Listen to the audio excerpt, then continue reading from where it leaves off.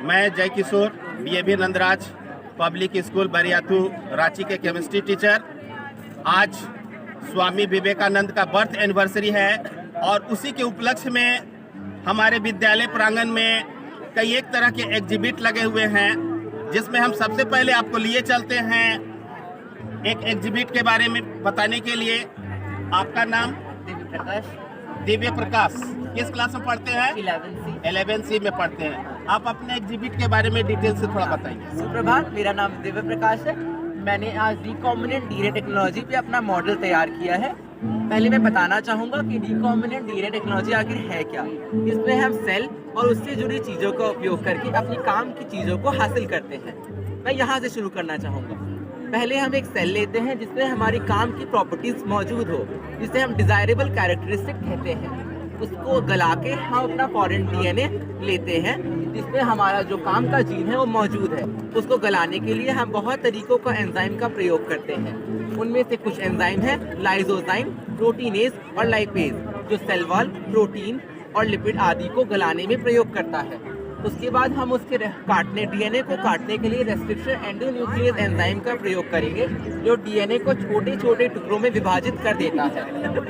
तो हमारा जो डीएनए मिला उसमें से हमें काम का डीएनए को हासिल करना है। इसके लिए हम एक विधि का प्रयोग करते हैं जिसका नाम है gel electrophoresis. Gel electrophoresis DNA को उसके साइज के अकॉर्डिंग बांट देता है, जिसके बाद हम अपने डीएनए को निकाल सकते हैं। अब मैं वहाँ जाना चाहूँगा। यहाँ हमने एक बैक्टीरियल सेल हाँ, हमने यहाँ एक बैक्टीरियल सेल लिया है और उसमें एक्स्ट्रा क्रोमोसोमल डीएनए जो कि प्लाज्मिड है वह मौजूद है। एक्स्ट्रा क्रोमोसोमल डीएनए प्लाज्मिड को निकालने की विधि कुछ इस प्रकार ही है। यह हम वेक्टर डीएनए का प्रयोग कर अपने होस्ट सेल में फॉरेन डीएनए को इंसर्ट करेंगे। अब रेस्ट्रिक्शन एंडोन्यूक्लियस नामक एंजाइम को यूज करके इसे काटेंगे। हमें यह ध्यान रखना है कि यह एंजाइम और यह एंजाइम एक ही होना चाहिए, तभी डीएनए का जुड़ना सफलतापूर्ण रहेगा। डीएनए को जोड़ने के लिए हम डीएनए लाइगेज नामक एंजाइम का प्रयोग करते हैं और इस प्रोसेस को हम लाइगेशन कहते हैं। डीएनए लाइगेज एंजाइम गोंद की तरह प्रयोग होता है और फॉस्फोडाइस्टर बॉन्ड बनने में प्रयोग होता है। अब हम इस रिकॉम्बिनेंट डीएनए को होस्ट सेल के अंदर डालेंगे। इस प्रोसेस को हम ट्रांसफॉर्मेशन कहते हैं।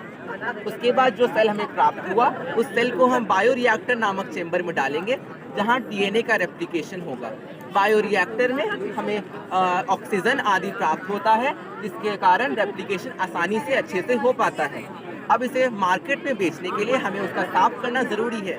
उसके लिए हम एक प्रोसेस का प्रयोग करते हैं जो कि है डाउन स्ट्रीम प्रोसेसिंग। इसके बाद साफ सुथरे करने के बाद उसका पैकेजिंग करके हम डीएनए को मार्केट में हम प्रोटीन को मार्केट में बेच सकते हैं। Thank you.